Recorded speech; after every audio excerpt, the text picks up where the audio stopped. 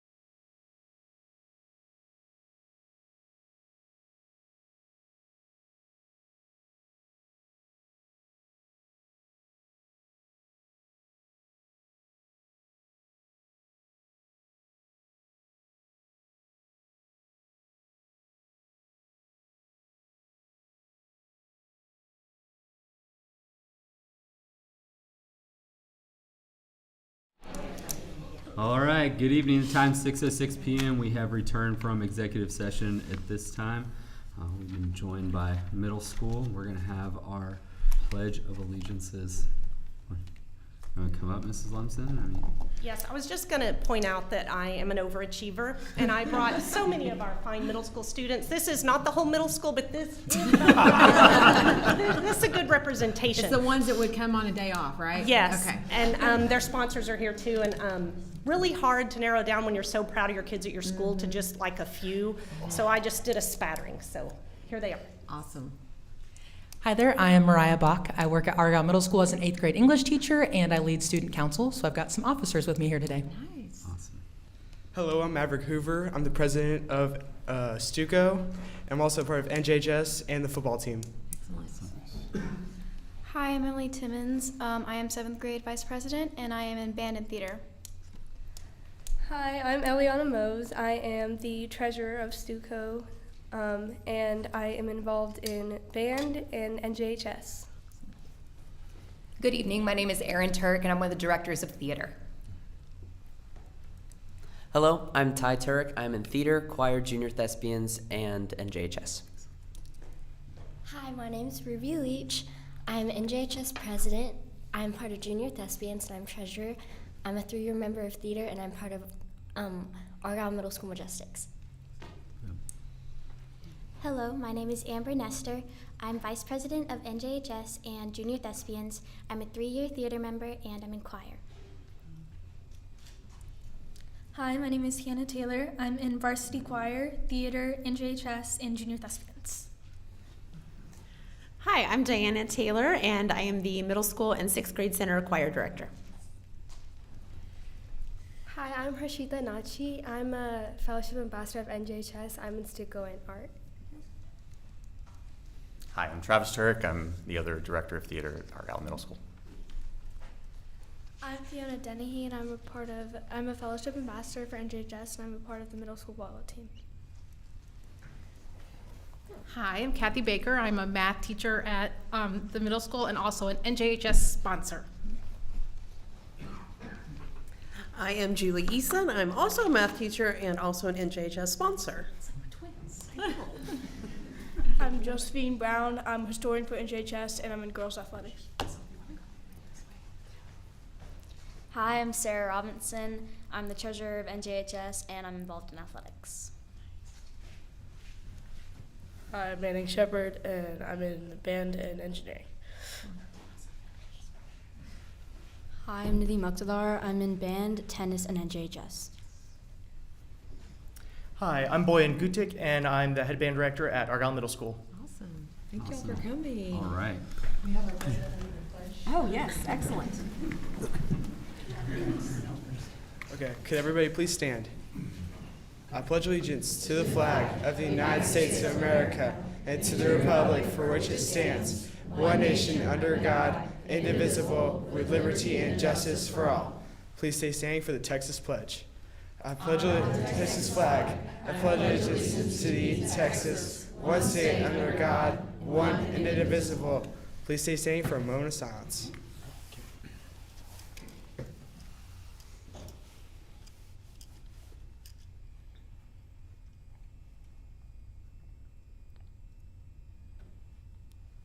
Thank you. Do we need to take a picture? Yes, we do. In the elementary school. Wow. Sister Turk, you didn't have any choice of being here tonight. The whole family's going to be here. Yeah. We're all going.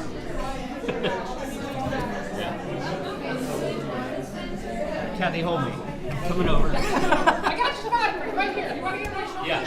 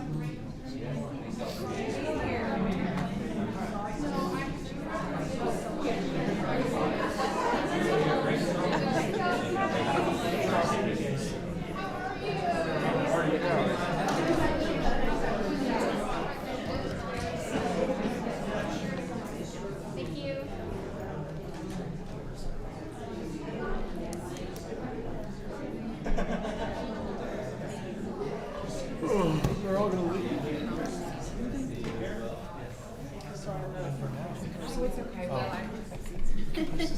Some of those kids are taller than all of us. I know. You're only in middle school. That happened.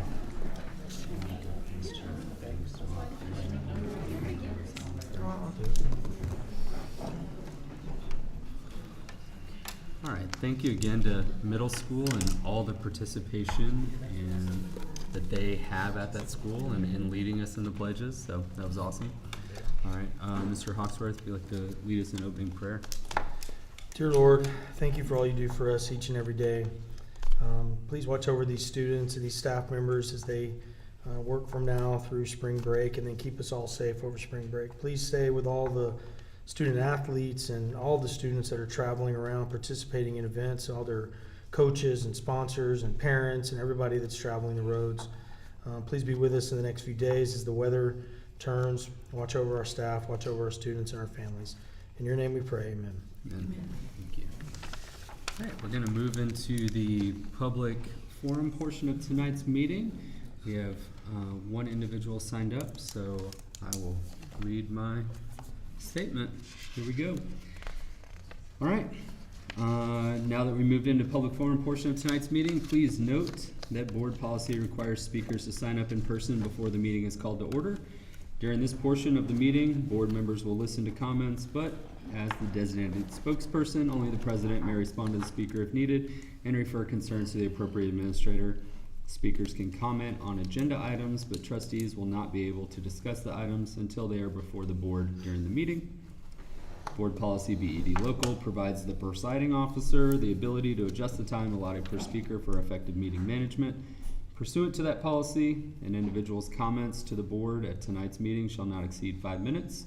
The presiding officer may reduce the allotted time for each individual to speak to no less than 1 minute for effective meeting management. Speakers are not allowed to receive time from other individuals. Tonight, each speaker will receive 5 minutes. Specific complaints about individual district personnel are to be processed through the district's grievance policies as set out in district policies DBA, F&G, and or GF. Speakers are not permitted to refer to individual students or employees by name during the public comment period. Additionally, if you have a pending grievance that may come before the board in a level 3 hearing, please refrain from addressing the topic of your grievance except through the grievance process. Per board policy BED and this board's operating procedures, the board will not allow disruption of the board meeting by members of the public. If after one warning from the presiding officer, any person continues to disrupt the meeting by words or actions, the person will be removed from the meeting. Whew. Okay. Felt I did a great job on that one. Mr. Slayton is not here this evening, so Mr. Hawksworth, if you will keep time with 1 minute left, I appreciate it. All right, Ms. Spiegelberg. Good evening. Whenever you're ready to begin, the time is yours. Thank you. So I'm here to discuss zoning again. I don't think I was clear the last time I was up here. I spoke about my community and I meant my community at large. There are a couple of families that I don't believe have had an opportunity to reach out to you yet, but they are falling into the situation where they're being zoned away from JRE. I'm hoping that if some families do reach out to you, I know of at least 5 that would like to stay at JRE and are willing to provide their own transportation to go. I know one of them works with our PTA and would like to continue working with our PTA. I know a couple of others might want to be able to stay with their speech therapist or whatever, whatever it is that they have. And they're just afraid that so much just change within such a short amount of time will be very difficult. So I'm hoping that if families do come to you and ask for a change, that you would be willing to look into that. Otherwise, that's it. Thank you. Thank you. I didn't get to say 1 minute. Thank you, Ms. Spiegelberg. Just kidding. All right. That concludes the public forum comments section of tonight's meeting. We have a public hearing with Dr. Jordan.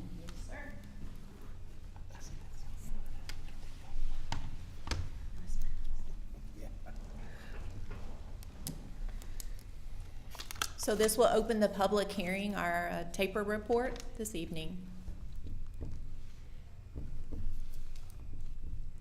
So the taper report can be found online, TEA. This is the link for it. So there are 8 sections to the district annual report, as you can see there. The taper, the financial standard, accreditation, campus performances, crimes on campus, student performance in post-secondary, progress towards board goals, and then the glossary. So the first part, section 1, this is compiled by TEA every single year for district and campuses. It is based on PEIMS data and student assessment data. It also shows disaggregated data by student groups, ethnicity, and extensive information on staff programs and student demographics. So when you go to the taper report, you'll see the box that I screenshotted there on the right. Typically, it has accountability ratings, but as of February of this year, taper does not include A to F ratings or distinctions. So right now, all of our taper report, all it says on the cover page is a special ed determination, which is meets requirements. This additional information can be found in the taper report, STAR performance by grades, subjects, and ACT, SAT accelerated tester information. So I've already given you a report on the details from the taper. I did that in the fall when that was first released. So this is a very brief summary of meets and masters from the STAR. I'll go back to our goal, which is 50% masters. We have some work to do in some areas, but we have seen some progress this year when we compare our students' map data to where we want to be, and we feel like we're making strides in some of those lower areas.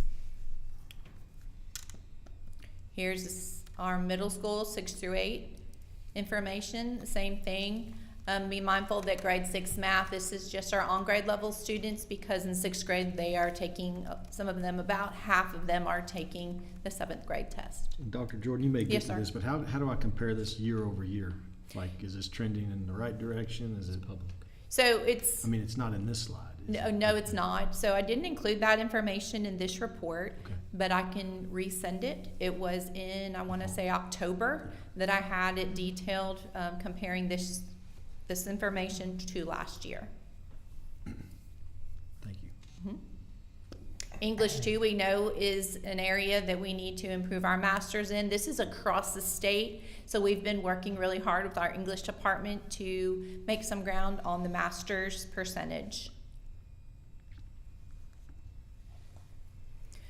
Some other information that is presented is the annual growth and accelerated learning. Those are students who did not pass STAR last year, so teachers are required to do additional tutoring with them. That is a huge challenge in the school day to get that done, but you can see that information in the taper. STAR participation is listed there, so we're at 99 to 100% in every single tested category. The 99% are these students that were absent. So here is some of the things you're asking me about, Mr. Westrom. As far as bilingual education, I did show here that we did have an increase in the percentage of our ESL students in approaches, meets, and masters.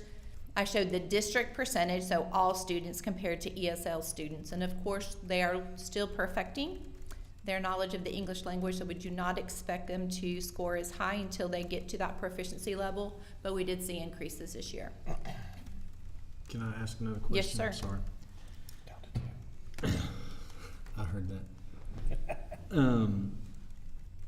Is there any financial benefit to the school district in terms of funding from the state as it relates to whether or not we have a high mastery rate on the STAR test? No, there's not. I want to follow that up with just another question. So obviously masters is showing you're highly proficient, but if we look at our graduation rate here in Argyle of kids who go on to college, you would say that we have a pretty high rate of students that graduate from Argyle High School and then go on to college. We looked at that number a couple months back, and I want to say it was mid-90s. I can't remember the exact, 93, 94, something like that. So it's the amount of students you have that master versus meets doesn't necessarily correlate with your percentage of students that are college ready. Absolutely not. There's not a correlation there. Our goal is for all students to excel to their best potential and whatever that area is. So our measure of growth is masters. It's not the only measure, but it is a measure of growth. I mean, of, you know, how well we're preparing our students for them to be their best. And we think our students are the best. The only trouble a district gets in as it relates to STAR rankings or results is if they fall below substandard. Am I right? You are correct. Yes, that is correct. So as long as you're a B or a meets or whatever, you're fine. Yes, but there's no that is other correct. incentive to do better than that. And this is the state accreditation test that we're evaluating ourselves. Yes. Correct. Which they're not even giving a letter grade. Which is somewhat, I understand legislatively right now, there is a movement I hear or read about that they're wanting to just do away with this whole thing. A bill has been filed for that. Okay. I mean, there's been a movement to get away from STAR for a while. Long time. Yeah. I mean, there was even talk about if you didn't, one of the other things they can hold you accountable for, correct, is if you don't have a certain percentage of your students take it. Correct. Yes. Correct. Right, if they It's chose the to do a participation. walk on that day, right? I think you get 1 year of that, and then the next year it has to come back up, or that's when they start coming in and That's taking the over. participation side of it. Right. It's just the overall philosophy, though. How much emphasis do I really want to, and weight do I really want to put on these things that the state is imposing on us that I don't know that are real giving us the feedback we know, whether there's really mastery going on of that subject or not in that classroom. There should be a measurement. We as a district have prided ourselves on academic experience and college preparedness for our students, and this test is outside of that. It's just one more thing they have to take. So it's not like we're not following the TEKS. We're following all the TEKS. We're preparing our students. No college entrance is asking for your STAR scores. Correct. That is a true statement. But we're doing well. Yes, sir, we are. Okay, great. We have great kids who do great things. So. And great parents who have them also prepared. Right. Okay, we've talked about a little bit about this, the graduation profile that is also part of the taper. So our attendance rate did go up over a percentage point from the last taper report, and chronic absenteeism went from 12% to 5%, which is also great. We have a 100% graduation rate. So a graduation profile, I wanted to be sure to go over this because this has come up before with some parents who, as you were talking about, what are our students doing to get to college, be prepared for college. So of the 329 graduates, 0 graduated with the minimal high school program, which is 22 credits. The foundation high school program with no endorsement there, and you'll see with the endorsement. Foundation high school program means they're taking the classes they need to get into most colleges. But our students, 95.4%, are doing the distinguished level of achievement for math, for science, plus an endorsement to best prepare them for college. CCMR is another part that is reported in section 1 of the taper. So our CCMR criteria, those students that met the criteria is up about a percentage point. We're up to 78.1%. That is part of our accountability rating. There's some different tests that students can take to show that they're CCMR ready, and you can see some of the numbers there of AP participation going up. When that goes up, sometimes we do see a decrease in number of students who meet the criteria. Dual credit also going up. IBC stands for industry-based certification. Some students in CTE classes can take some tests. And so I think it's going to vary from year to year depending on which classes students are interested in being in for CTE. And then SAT and ACT both went up a little bit. Student, staff, and program information can also be found in section 1 of the taper. Section 2 is the financial reports. You're well aware of these. Mrs. Stewart has done a great job of letting us know where our district stands financially. The first report is linked here. All 3 of those are links, but the bottom line, we have 96. We rate an A, superior achievement. Section 3, accreditation. We are still hanging on to the 22-23 accreditation status of A, superior achievement, and that is because TEA has not issued new accreditations since there are districts that are suing the TEA for how they rolled out the new formula. Section 4, campus improvement plans. These plans can be found on our campus website. The district plan can be found on the district website. We're in the process of revamping this through our collaborative visioning process, which meets tomorrow for the next time. Report on violent crime is something that we are required to review. So you'll see that the 22 through 24 report shows 0, not considered an unsafe school. Section 6, student performance in post-secondary. So keep in mind that this is lagging data. This is from 21-22 high school graduates. So this right here is in Texas, where did our graduates go? It does not track students who go outside of Texas. But then I did include this second chart. This is from the ACT. So you can see the other places that I can assume that our students are attending in high numbers by looking at this, because many of them are sending their ACT reports to Oklahoma and Arkansas. So this is just a summary of post-secondary institution. Once again, this is lagging data. So total number of graduates who go to those different types of programs in Texas, which a lot of our graduates go outside of Texas, so it doesn't paint the complete picture. Section 7 is how we're progressing towards our House Bill 3 goals. So you adopted these goals, I'm going to assume 21-22 year. This was before the new STAR rolled out. So the areas that I've highlighted in green, those were the areas that we met the goal. We were not far off the goal in any of the areas, but it did have us go down overall 1 point for early childhood literacy. So this is 3rd grade students only. We have made some changes in our curriculum to the science of teaching reading, so we're hoping to see some good results from that.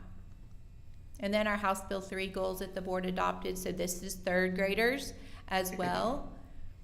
We're a little off the goal, but we did make a jump from the previous school year. Once again, the ones in greens are the one that we did meet the percentage growth. And CCMR, same thing, almost two complete points, and we did meet and slightly exceed the growth goal. And there's a comparison for all of those to Region, State, and Argyle.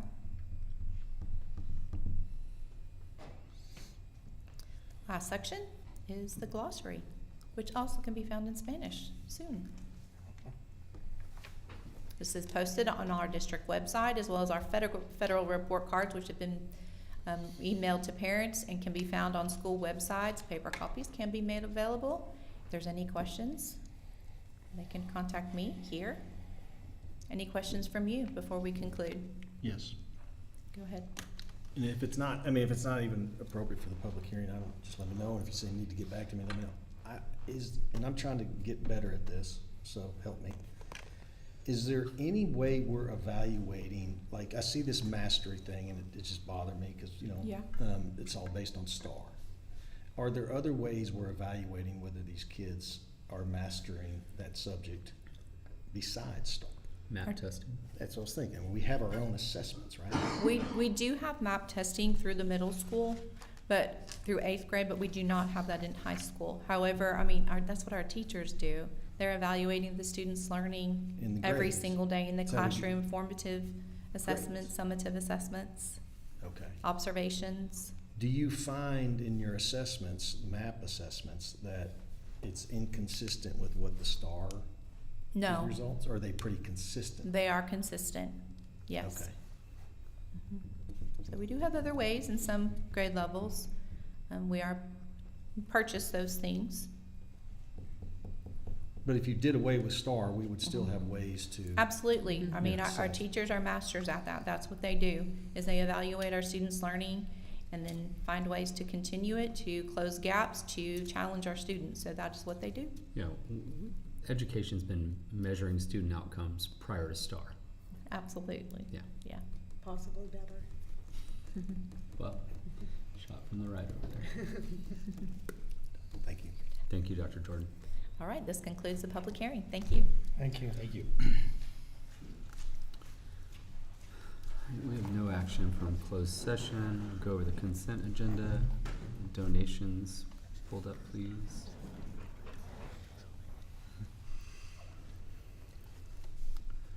Okay, for February 2025 donations, ABC, fiscal year 2025, number 8, $150 for a swim team banner. ABC, fiscal year 25, number 9, $1,800 for track, hospitality, room supplies. ABC, fiscal year 2025, number 10, $10,399.73 for football pads. ABC, fiscal year 2025, number 11, $2,400 for baseball, softball. April 8th, 2025, youth night. Argyle Band Boosters, $800 for color guard floor. JRE PTA, $900 for Lowman Blitz for Star. $400 for Star breakfast and snacks for teachers and staff. Total February donations, $16,849.73. Does anyone have any questions on any of the consent items? I'll entertain a motion to approve the consent items as presented. Motion to approve. Mr. Western, motion to approve. Do I have a second? Second. Dr. McDavid, second. Any further discussion? All in favor say aye. Aye. Any opposed? All right, thank you.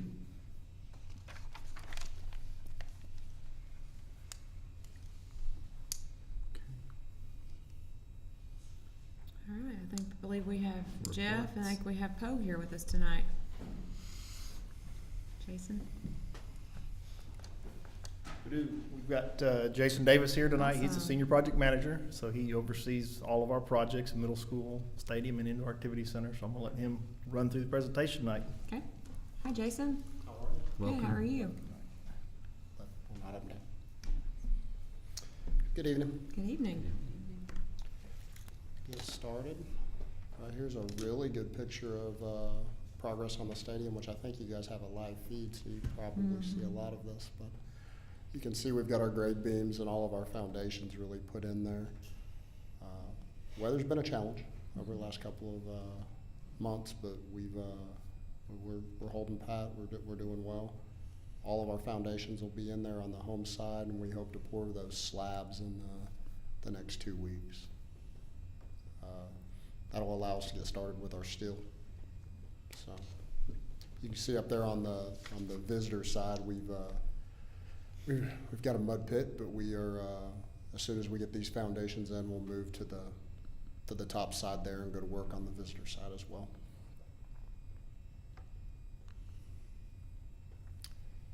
Here's a picture of some of the paving on the home side. We hope to be pouring more of that later this week. We're going to have to get lucky to do so with some of the temperatures that that are forecasted, but we're being productive on every day that we're given the ability to do so.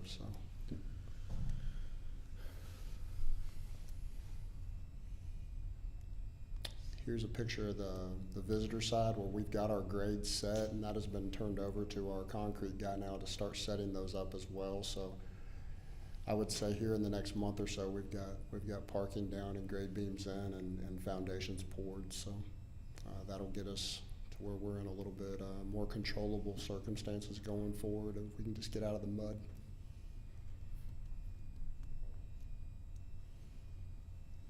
Just a picture of some grade beams here on concession stands. Here's a list of some milestones as we're tracking currently. If you'll go through that, we received our town permit on September 5th. Field event locations, we were able to turn those over on January 1st as projected. Our press box erection starts in March. Our IAC will start in the spring of 2025. We're trying to bring that in currently. Visitor grandstands will start in the spring. Home grandstands, early summer. Substantial completion right now is we're still holding our contractual date. We understand the goal there. We're going to continue to push, but it's been a challenge over the last couple of about a month and a half weather-wise. So, but we're pushing every day there. Any questions on stadium before we move into the middle school? I kind of just wanted to throw this out here just for, I haven't noticed anything, but just from a safety perspective, like I know the tennis students are walking out to the courts and that sidewalk's closed down. There's nothing roped off, like they're walking through the parking lot, and I know there's an ingress, a gravel ingress to get to the stadium right there. Like, are there any precautions going on, like when there are trucks coming in and out when we have tennis students that are going in and out in that parking lot?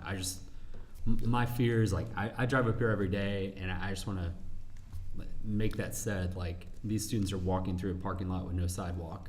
Yes, sir. To right at the construction entrance. We have several members on our team that are working flags as we're pouring concrete, or we've got high traffic opportunities. We've got people that are working flags in the parking lot. If you see something different, I would like to know, but that is something that we take very seriously as well. And we are, I think at times we've got 4 or 5 guys out there working flags at various locations in the parking lot to make sure that we're. And I haven't seen anything of concern. It's just the potential for, since the sidewalk's not there, so I appreciate you speaking to it. Any other questions around the stadium, guys? Alrighty, I'll move into the middle school. There's a look ahead on the stadium. I got ahead of myself, but we've already kind of talked about all that. We'll remove those Musco lights and get those set up as requested by the coach and staff. So here's our middle school. There is a very good aerial that shows where our track and our football field will be there. We already have our contractor on site working on drainage and gravel currently. We hope to finish that very early in the summertime to where that'll be done, and we'll be able to start getting our landscaping established up there on the front side of the property. There's a picture of our perimeter wall. I would say that we're probably close to 80% done with that now,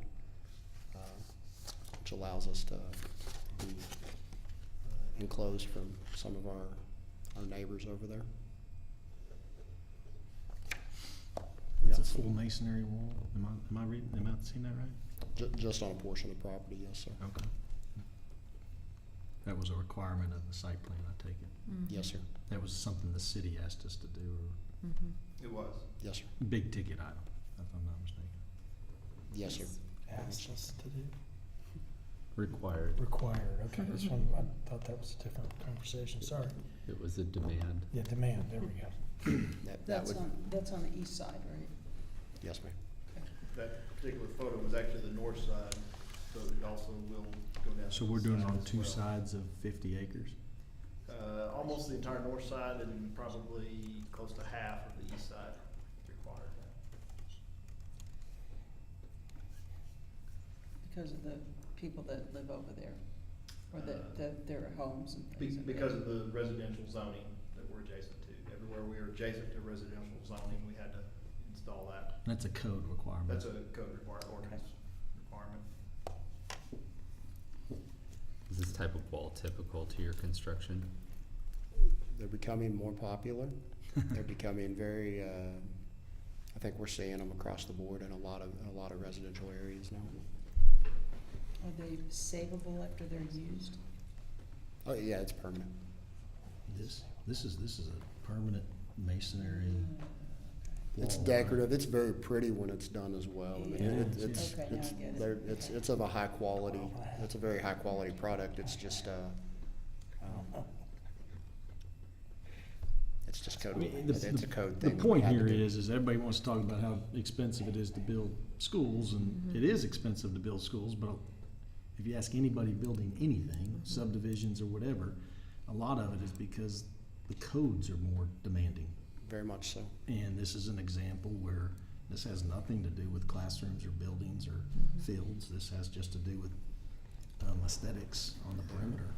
Look at our other sites. Yeah, I mean, it's. Do we have this kind of fencing on any of the But other it just sites shows yet? you how cities are doing a lot We of that. do have some over at South that we had to do along the, I guess you'd call that south side, Yeah, the far side, right? far side. But other than that, I Back think up it's by all Elm chain Creek. link or black chain link or wrought iron or something like that. Yes. Yeah. Thank you.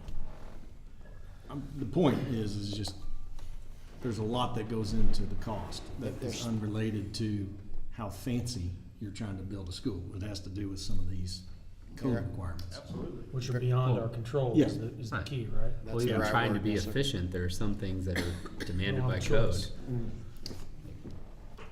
There's definitely a more cost-effective way of doing some things, yes, sir. Yeah. I mean, put wrought iron up there. Here's just another picture of some grade beams that we've got going on out there. Currently, we are about 95% done with our piers, and we're working on foundations.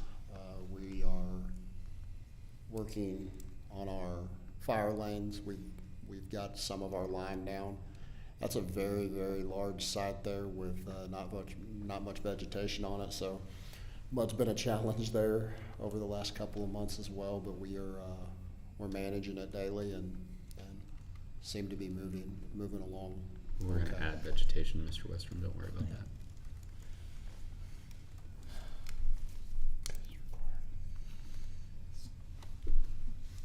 Our look ahead though is we're gonna continue on our fire lanes, work on the track and fields, and then we'll start working on tennis courts as well. Any questions for the middle school? There's some key milestone dates. They're all in line with what we have discussed previously. Good deal. Thank you. Any other Thank you. questions for Jason or while he's here? Thank you, Jason. Thanks, Jason. Appreciate it. Thank you.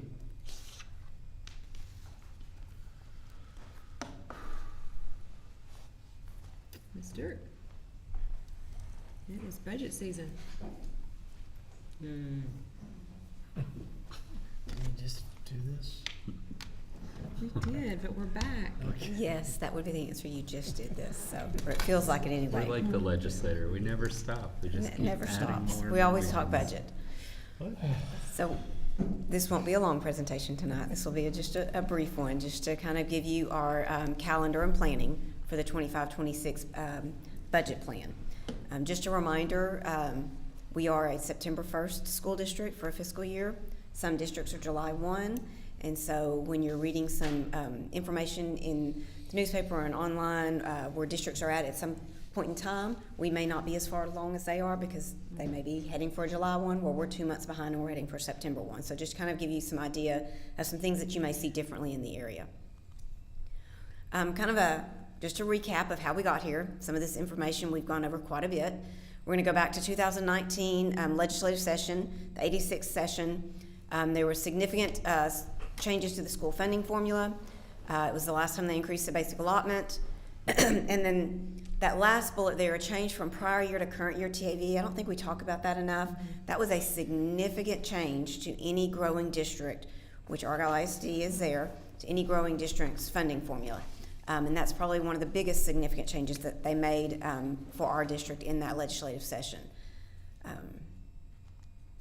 88th legislative session in 2023, record budget surplus at the state level. We talked about that quite a bit over the last 2 years. There was still no increase to the basic allotment since 2019. Even though we've had record inflation, there wasn't any relief for the formula transition grant districts. We had 4 special sessions without any adjustments to school funding. The only action out of that towards school funding would be property tax relief that was passed in the 2nd special session.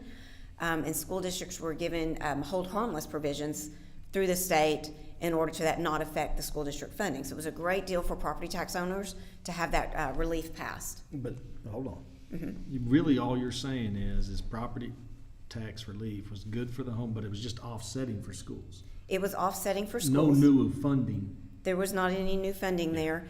And I will point out that some of the bills filed this year that have additional property tax relief, and please don't take the wrong message here. I'm not advocating against property tax relief because I think that is a great thing and that needs to happen. But some of the way the bills are written right now, they are taking away some of that hold harmless that they gave us in that 2023 funding. So we will be paying attention to that and reaching out to our legislatures on the way those are worded. Because if they do remove some of that hold harmless, it will negatively impact school districts. So, there's a long way to go during this session, but that's just kind of a point since we're talking about it there on property tax relief. But I do believe that that is heading forward and will probably get passed in some way during the session. There's some differences in the Senate and the House and how they have theirs proposed. We just need to make sure that we pay attention to that detail wording in that in So those I'm bills. thinking of this right. When we got the big property tax cut, all of us that are paying property taxes, basically what that did is it compressed our local school tax down, right? Which saved us all money, I guess. Two things, it compressed that rate and it also increased our homestead exemption. And so what happened is the state said, look, we're squeezing you at the local level revenue. We recognize that by giving everybody a tax cut. So we're going to supplement that, recognizing we're pinching you, school district, locally. So we're going to send you more money from the state. And so what the state likes to say is we actually funded you more. We gave school districts more money last session, which is technically true. They gave us more money because they took it away in another bucket. That's correct. Okay. I just want to make sure people aren't fooled and they go, well, wow, school districts actually got $6 billion more from the state. It was revenue neutral for the schools, Yeah. but it was a great property tax relief for all property taxpayers. So. All right, so how did that impact the 24-25 budget that we're in? So if y'all remember, we did a series of school budget workshops from February to June. We were able to reduce our deficit from $4.5 million to $500,000. Then the board approved the one-time compensation plan that brought our deficit back up to $1.29 million. But where we're at today, so we all know our enrollment has exceeded our projections. We've talked about that since the first day of school, actually since before when we started seeing our enrollment. We've added additional classroom teachers, we've added additional support positions, and then these last two are pending board approval. They're both on here as information items tonight, additional added compensation for staff, and a balanced budget amendment. So where we're at today in the legislative session, the 89th legislative session is underway, January 14th through June 2nd. Both the House and the Senate have proposed budgets that have additional funding for public schools. And as you know, those bills may or may not pass. They could be changed many, many times and amended before it gets to the end. So I have linked our Take Action Argyle website here, and that will have information on how you can contact your representatives. So if you don't know what to say, but you want to advocate for the schools, it'll give you some sample wording there. And we'll be producing that information along the way. Can I add something to this? Yes, ma'am. So actually tomorrow morning, we're going to send out, we just got notice that the Texas House Committee Appropriations is going to have a hearing Wednesday morning at 8 a.m. Specifically on public ed funding, property tax relief, and teacher retirement system. So we have an opportunity just to submit written testimony from anyone in the state of Texas. So we're going to be sending that out to our families and our staff tomorrow morning to give them an opportunity to engage in that before the hearing on Wednesday. And that'll be a great thing, a great opportunity for taxpayers to have their voices heard. Okay, so for 25-26, we are going to be planning our budget based on current law. And the reason for that is if we waited, it may be the end of the summer before we know anything. It could be May, it could be June. So we've got to plan now. So we plan on what we know, and that's current law. We will have a budget workshop with the board on March 3rd, and then a date yet to be determined in May. We're going to continue to review and evaluate our budget efficiencies, and we do that with if y'all remember last year we established our financial strategy team through the administration level. And then this year we've kicked off our AISD Budget and Finance Community Council. And that's a group of about 12 members that are going to work through. They've had their first meeting, which was basically a School Finance 101. Tell you everything we can about school finance, and we're going to work through some ideas where they can make recommendations to our financial strategy team. We're going to also bring forward in June a recommended compensation plan for staff, and we will be bringing you a recommended balanced budget through this process. If you'll remember, we talked about last year that was going to be a 3-year plan to get to a balanced budget. We are in a much different situation right now because of the enrollment increase this year. We grew so much more than what the demographer projected that we're going to hit that balanced budget a year quicker. So we will be there this year, and we will be there recommending one for next year as well. Now, that's not to say that we aren't going to have to work through some efficiencies to get there, but that's where we're planning right now. Well, I'm glad to hear that. It's a better outlook than where we were standing at this point in time last year. Now, that's not to say that I don't want to give you too rosy a picture at this point, because are there things that could be done at the legislature to help out school districts and make this a much better situation? Of course there is. But we have worked hard to try and make sure that we can live within our means, and that's what we're planning on doing at this point forward. But, I mean, I'd like to even speak on that, because, yeah, we may get to a balanced budget because we had more kids show up than we budgeted for. But there has been tremendous suffering in our classrooms. And the teachers have borne the brunt of that. Yes. And have, I mean, we've tried to put money in play, but to sit there and go, oh my gosh, see, you can do it, it's great. You can live within your means. Well, no, we are going to live within our means, but it doesn't mean my teachers are happy. Yeah, we can do it at the expense of the teachers and the educational experience that we have been used to providing our students. Yes. Thank you. If we had known how many students we were going to have this year, or a little bit closer to our estimate, then planning would have been different. We would have planned to have more teachers in place up front rather than during the year. The hiring process is really difficult on the campuses and on the HR department to do throughout the year. You're asking your principals and your assistant principals to do interviews throughout the year when they should be focusing on their campus. You're also asking teachers to have to sit there and have classes larger than normal, and then have to split those classes during the year. That's not the way we would prefer to be moving forward. We would prefer to have those classes set at the beginning of the year, and they just stay within their ratios, and that we don't have to go through that painful process through the year. So yes, it would be different if we had planned for the number of students, or being closer to the number of students projected of how many actually showed up this year. But we are continuing to grow and continuing to make strides in areas that we're trying to, and I believe you heard a report last month on areas that we're trying to bring relief to some places in our classrooms. So I think what you were just saying is the money that we realized, a good portion of the money we realized from more students than we expected, has already been put back into additional staff members across the district and campuses. Yeah, it will balance this year's budget, plus it's gone back. And then there's another item tonight to discuss. Right. And it's really only kept our classrooms at 22 students. It's not like that extra funding has dropped our elementary classes down to 16. No, and some of them are still right over 22. Right. I mean, just depending on the grade level. All right, and then we're going to continue our legislative advocacy plan throughout this process, throughout the legislative session. Okay, and this is just kind of a guide by month of what we look at. And of course, here in February, we're at a regular board meeting, just the preliminary information and plan. March, again, on the 3rd, we'll have our workshop. 24th is our regular meeting, and we'll always bring you an update during the regular meetings if anything pertinent has happened, to have an update at that point. If there's some legislation that's fast-tracked through, or something that would really affect our district. We'll get preliminary values from DCAT at the end of April, and then in May we'll have another budget workshop. In June you'll have a presentation on the compensation plan. In July we have our certified values. We'll publish our notice of public meeting and discuss the budget and proposed tax rate. And then in August, our goal is to have a hearing to adopt the budget and tax rate at our regular August meeting. Depending on legislation and how many changes there are, sometimes that tax rate has to push off till September, trying to find out more information about laws that have been passed and how that affects us. But that is our plan, to have it all done by the regular meeting in August. Any questions at this point? All right, thank you. Thank you.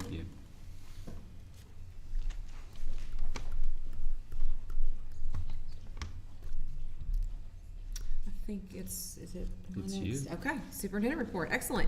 All right, so we've got a few celebrations. So we had, hot off the press, the girls just won the regional semifinals. So Awesome.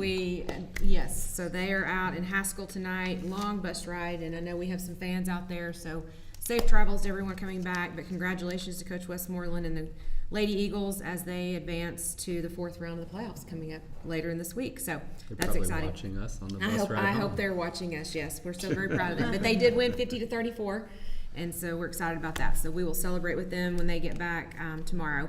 But want to congratulate, we had 432 UIL academic elementary participants. I know Dr. McDade and Ms. Artho, you were there, you saw them. They descended upon Argyle Methodist Church, and Argyle Methodist Church is an Eagle partner, and we're so proud to have that partnership because we don't have a facility that can house all of those students to have that competition. And so we had that, and something else that's very unique about Argyle is that we host our own competition with just our students, that we have that many in that UIL academic, which is very special. A lot of times districts get together with other districts and have that competition, but we have so many students, we are able to hold our own. And just a special celebration. Our 3 GT teachers, April Torres, Shelley Moses, and Hillary Laird, they oversee that process. We have lots of teachers that are coaching and teaching different events, but those 3 ladies do an incredible job with that program. And so just want to recognize their leadership and their organization. When I walked in at the church out there, I had teachers come to me and say, you need to celebrate them because this is a lot. They're doing a lot with this program. So just want to congratulate all of our students in our schools for that. Another very impressive young lady in our district, Zoe Bucchio. If you haven't seen Zoe on social media lately, she is part of the Texas Art Education Association's spring exhibition at the Bob Bullock Museum, but she's also a UIL State swim qualifier. So she is a very well-rounded student, very proud of Zoe, and she will be swimming later this week at the state swim meet, in which we have them competing this weekend. And then state wrestling just got back. Our girls team was 9th, boys was 8th, and then we had Lily Doyle on the podium in 3rd, and we had Toby Gilman on the podium in 5th in their respective weight classes. So congratulations to our wrestlers. I mentioned the girls basketball. Boys basketball starts tomorrow night, playoffs by district against Chisholm Trail. And then we have some theater, our middle school theater, which we had some representatives tonight from there. They were first overall in the middle school in the District 1 Act Play competition, and the middle school drill team, which I know we had in Majestic here as well during pledges. They were first overall for middle school groups in their recent competition. Middle school 8th grade boys, district basketball tournament champions, and the 7th grade girls won the district tournament as well. And then we also, on every campus, just recently named the 5 finalists for Teacher of the Year on every campus. So if you've seen social media, campus social media pages, you'll see those 5, all very deserving winners and are finalists. And then we'll be unveiling live on Facebook the Teacher of the Year winners for each campus later in March. So be watching for that. Prize Patrol coming out. Just a couple other little things going on. Campus visits. So last Friday was the District Day of Learning. So our students were out Friday the 14th, and our staff and teachers were all in District Day of Learning. Just want to thank our Learner Services Department, and then we had several of our very own teachers who are experts in their field leading some of our professional development.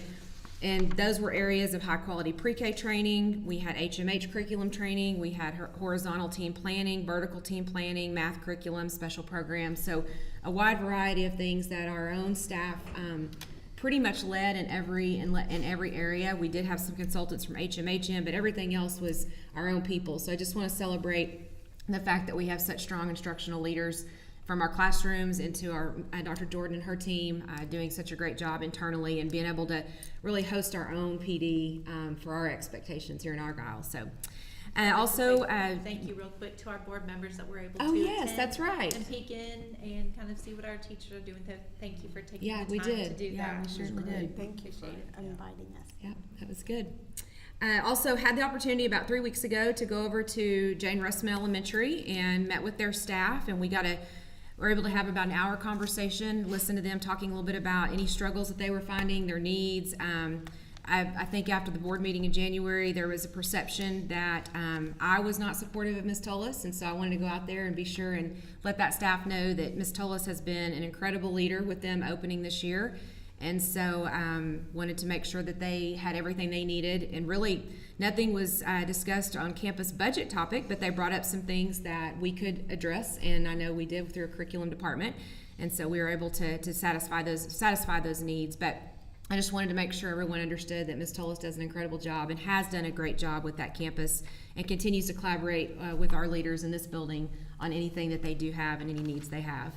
And then we've also set very similar meetings with other campuses, was able to meet with Hilltop teachers last Thursday, and then we'll be meeting with other campuses over the next few weeks through spring break. So enjoying those times on campuses, and then a few community updates. So the Bond 25, as everyone knows, our board called an election last week, and so our website has launched. That is a work in progress. So as we are getting questions and we're out in the community or on campuses talking to different people and stakeholders, we will continue adding to that website, adding to our FAQs. We'll have community and staff meetings that we'll be in the process of scheduling as we get closer to spring break up until that early voting time. And I think we're looking at some things to make these look a little bit different than we've done traditionally in the past, because we took some feedback from some families and just their schedules and how cram-packed they are, and the best way to get them information necessarily that may not be in a community sit-down presentation. So we're going to try to offer some other opportunities for that. And then, but the bottom line is it's still very early. So if you have questions regarding anything on the bond, please reach out. We'll be coming to the community and staff with more information as the election season progresses. And then we have our day at the Capitol. So I know Ms. Stewart talked a little bit about legislative advocacy. So next Wednesday, we are taking a team to the Capitol. We are scheduled to be down there all day, so we'll be leaving the district about 5:30 a.m. on Wednesday morning. We're traveling to Austin. We have about 15 staff and community members that are going. And so we have a schedule packed. We're going to be meeting with not only the state representatives that represent our specific district, but we also have a meeting set up with Chairman Buckley, and then I think we have Senator Tam Parker, we have Richard Hayes, Andy Hopper, Mitch Little, and then I believe we're also meeting with a staffer from Creighton's office. So we've got a full day planned in Austin. Looking forward to that. And you know what I like to tell people, regardless of anyone's feelings on political parties, our representatives represent us. And so we have to have collaborative relationships with them, and we want to focus on what it is we all do agree on so that we can move forward and help us get what we need here in Argyle and everyone else across the state. So looking forward to next Wednesday.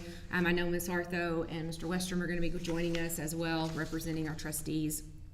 And that's really it.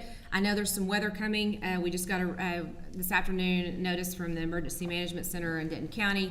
No significant changes, so we'll continue to watch that. We know that we will have the coldest temperatures we've had so far. So now it's just really looking out to see if we get any of that precipitation. But they're saying right now that it will be very, very minor. We're going to be mainly dealing with the freezing temperatures and the below freezing wind chills. So we will keep our community updated on any of that, but we do collaborate with them and then other surrounding county schools as well. So that's all I have. All right. Thank you, Dr. Carpenter. You're welcome. Looks like the Liz show the rest of the way in. She got a couple more, you're right.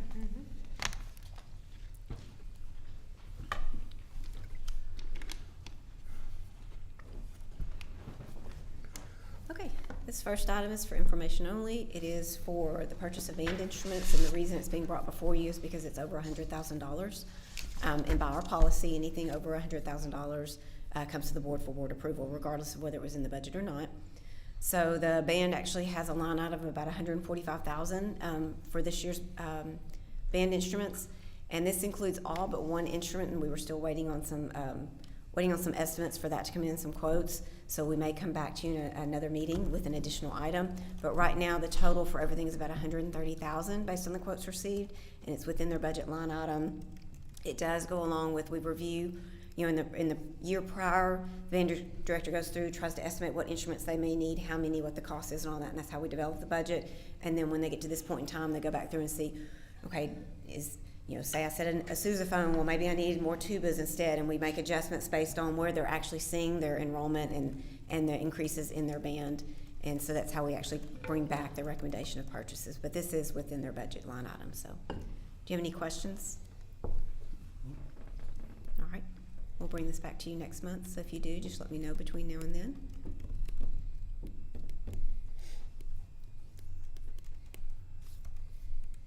Okay, this next one is a budget amendment. We've mentioned to you the past several months that we'd be bringing to you a budget amendment this month. And this is, basically it does balance our budget. It reflects the increased ADA and special populations for the first semester. And when we talk about special populations, remember there's weighted funding for special ed, GT, career and technology, dyslexia, and things like that. So all that's factored in. We still are growing. We tried to estimate a little bit of growth for this second semester, but I would imagine that by the time we send all of our information into the state in June, that we may need another small budget amendment depending on how that growth progresses compared to what we're estimating and how those special populations grow compared on estimate and all the attendance comes in. The individual functions on here, the increases there reflect the changes included in the superintendent teacher advisory council feedback that was presented at the January board meeting. And so we've tried to allocate where all of those line items would come in based on function. As you know, we have to make sure that our functions are covered at the board level. We can't go over that without getting written up by TEA. So if we miss that, we always try and project a little more in our functions to make sure that we do meet those guidelines. Do you mind scrolling down? Just keep going. Page, yeah, right there. So a little bit more information. We've made a few slight adjustments to a couple other revenue line items. Tuition and fees, we looked at how many students were actually paying tuition and fees, where we expect that to be, needed to bring that down a little bit. And then our interest income, our rates have come down slightly, so we needed to bring that down. Those were the other two revenue adjustments. And then if you'll go to the next page. And this is how that lines out into the functions. So you'll see the majority of our functions are covered in this amendment. Instruction is the largest, of course. That's where the majority of the teacher, the additional. This covers the one-time compensation that will be talked about later on in this meeting. That still requires board action, but it is included in this budget amendment. And you'll see all of the functions there. Again, I don't get to bring too many that are financially look this good for our district. So, and I know, again, we talked about as well as as good as this is financially, there's been quite a few struggles that have gone along with this. So, I hate to get up here and jump up and down and go, oh, we got there, but because it hasn't been without struggles and continued struggles. But on the financial side, it does get us to a balanced budget at this point.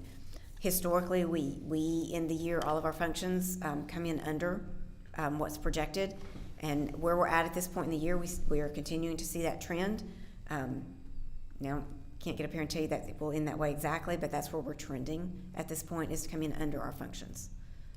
And so when you say 1.244 is the total expense, that's what we're going to incur this year? That's the increase that this increased amendment expense, which expenses.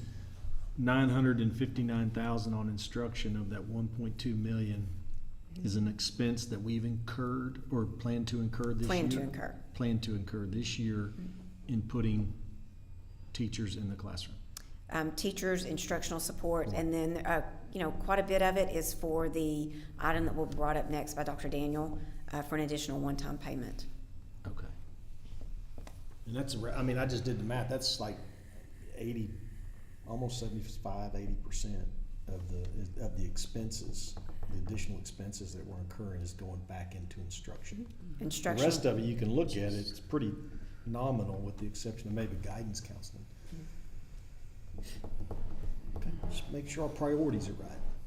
Instruction should always be your largest expenditure in a school district, always. So. All right, any other questions?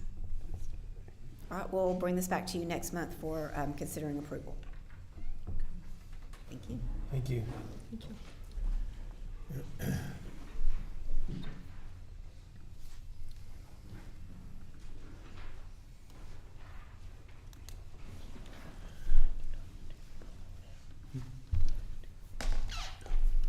Hello, Dr. Daniel. Hello. So you've heard a little bit about this already.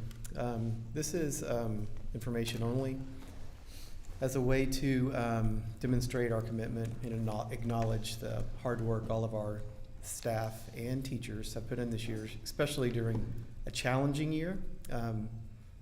Funding issues, compensation plan that had very little compensation in it, over projected growth, which is the big key here, and reduced resources. We're bringing to you a proposal for a one-time supplemental payment in the amount of $1,000 for professional staff and $500 for paraprofessionals and auxiliary. This is in addition to what you've already approved previously in the fall. There are some caveats and some conditions that, can you scroll down just a bit? Using this more also as a retention strategy. Our turnover rate is one of the lowest in this area at 12.5%. Actually went down. Went down last year compared to the year before by 0.10, still down. But again, this is some of the caveats is that professional staff must have a signed contract for the 25-26 school year. Paraprofessionals and auxiliary staff must have a signed letter of reasonable assurance. And those employees must be employed on August 12th of 2025, which is the first day of school. To be eligible for the payment, if they receive the payment in May, they resign in August, then it will be taken out of their last check, refunded back to the district. And the way this is being paid for is out of the general budget, $560,000, which is due to our increased enrollment, the projections that were much higher than we anticipated. So 560,000 of that 900 and something thousand is, am I? 560 covers all employees. The majority of that would be in instruction. Okay. And what was the first part of the year we did? 800 something? That included Bus driver raises. And health insurance increase. Okay. But there was a one-time payment in there too, right? There was a one-time Correct. payment, which was about It was 800 and some thousand. It was 300 additional just because of the bus drivers and Health health insurance. If you were to add this together, all three things, the percentage-wise, It's a little more than 3%. a little more than 3%. Just over 3% for a teacher. For a teacher, average. teacher. Correct. Some kind of, if you're basing that on some kind of That average midpoint. It's that midpoint. of 70. But Yeah. this is one-time payment, it's not increasing their base. So Correct. increase their base, Correct. which And this one's not TRS eligible because it's after, but The first one was? yes, because it was with the compensation package originally. Oh, okay. Okay, Am I correct on that? Yes. yeah. So it's not TRS eligible. This particular one won't be because it Anything was. any payment that's approved after the contract has already started is excluded from TRS. By No. TRS rules, not the district rules.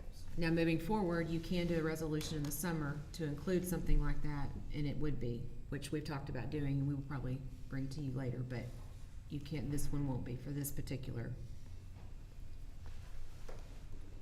And you believe we can do this and still get to a balanced budget? Yes.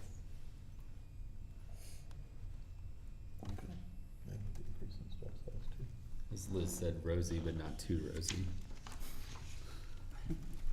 It's a new one, Liz. You know, I know I always think My it was almost mine. 8 years on the board, I've never heard that one. That's good. Anyone have any questions for Dr. Daniel? Thank you. All right, thank you. Thank you.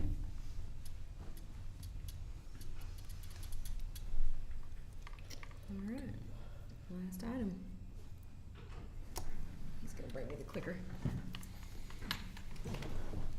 Thank you.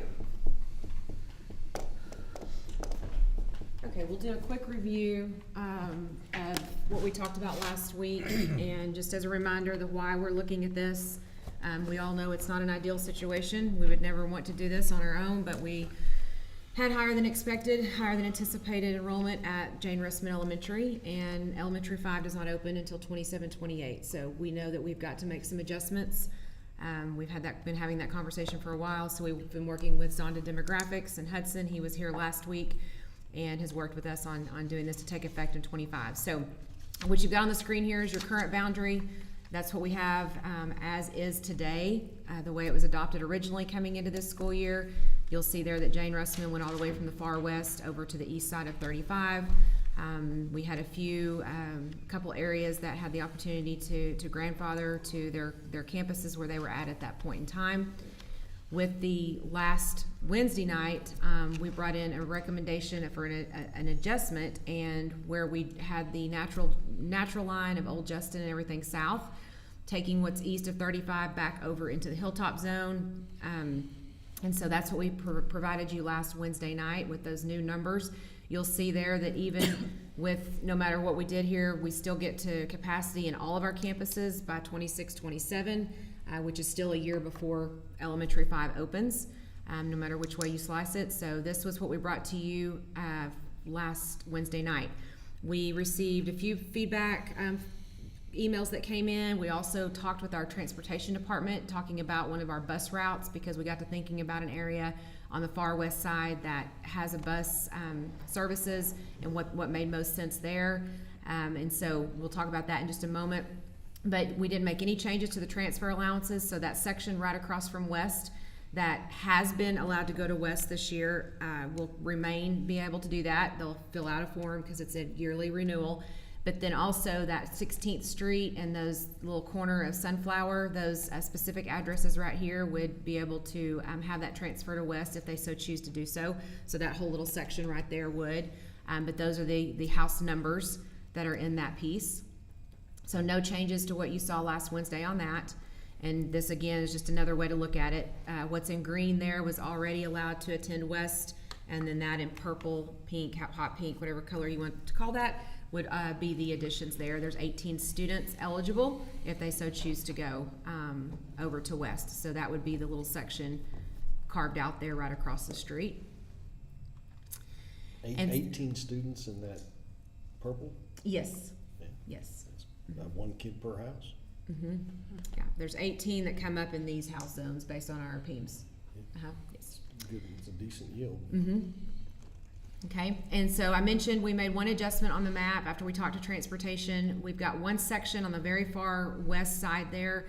Those students are bus eligible, just based, it's one road, it's Schober, and they ride a bus, they can ride a bus. And so if we had the students from the south side of Old Justin on a bus and them on a bus, we'd have that bus going to 2 different schools that start and end at the same time, which didn't make a lot of sense for 3 students. So we have pulled it back over pulled them down into the west zone, so they're all on the same bus, dropping off and picking up at one campus, after we talked to transportation on that one. So it only changed the numbers there by 3 students. You'll see there the explanation.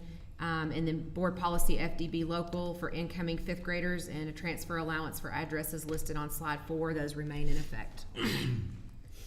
And if you'll remember, FDB local policy was adopted back in, I believe, December by the board. We did not have this last year when we rezoned elementary, but this does allow for those incoming 5th graders, the oldest in that school, to choose to stay and finish out.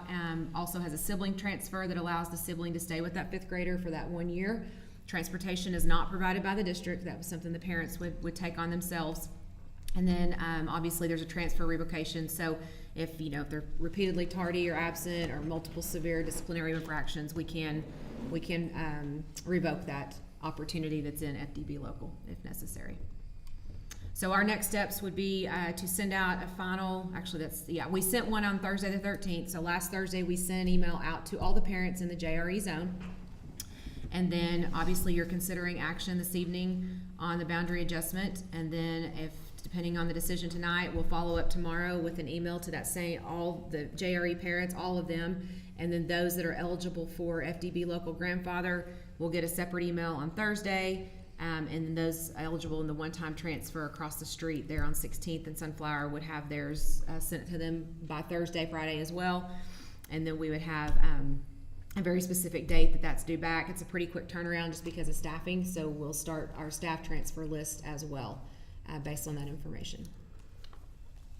And the forecasted numbers, that slide that you had there, this one right here, that is operating under the assumption that the purple section, new grandfather, they all chose to go to West. Yes, correct. Okay. All right, so that is in the West number. That's my understanding. That's the way he drew that up. Yes. Okay. Mm-hmm. And on the Rustman zone there, I know that has the most possibility of new homes being built. Did he use a bit aggressive numbers when he used the 0.92 yield, which is what the fall demographic report is showing. Showed after he redid the yields. Yes, and he did mention to us, Ms. Stewart, correct me if I'm wrong, but The new build out there, he feels like most of that was gonna come into play in 26 and not so much in 25. Okay. He thinks that that's gonna be more of a 26, 27 school year, ad, is the way it was explained to us. Well, it makes sense on a map to me, and I understand the bus route adjustment that you made since the last meeting. It just looks like 26, 27 is gonna be a tough year at all the elementary school campuses in some respects, so. But I don't think there's any zone that you could draw that would solve that problem. Not based on the locations of our schools. I Well, agree. to that point, I did want to, I know we talked about it, but when we look at adding elementary 5, we've had some students that haven't moved as Right. much. And then because of just the proximity Right. of these two elementaries, you have like that cluster of people that have had to move. If we could focus on keeping them as stable as we can and moving the people more.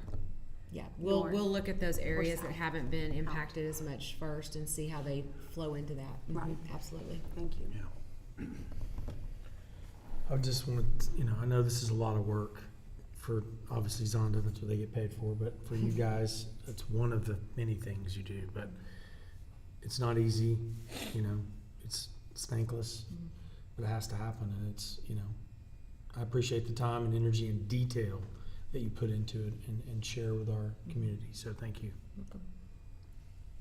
And I always appreciate that you encourage feedback and listen to the feedback and try to do what you can, if possible, to accommodate students and families. And all the feedback that we received as board members and administration, that was all compiled for everyone reviewed it. Yes. So, okay. All right. Any other questions for Dr. Carpenter or anyone else that's here? Are you guys open to feedback from? Legally, we can't. I know, that's the sign-up sheet, so I didn't know if there was one. Sorry, legally, we can't engage with you. I'm sorry. Until after. Until after Yeah, the after. meeting. All right, I'll entertain a motion to approve action item 11A as presented. Motion to approve? Mr. Western, motion to approve. Do I have a second? Second. Mr. Hawksworth, second. Any further discussion or questions? All in favor say aye. Aye. Any opposed? All right. The time is 7:23 and we are adjourned.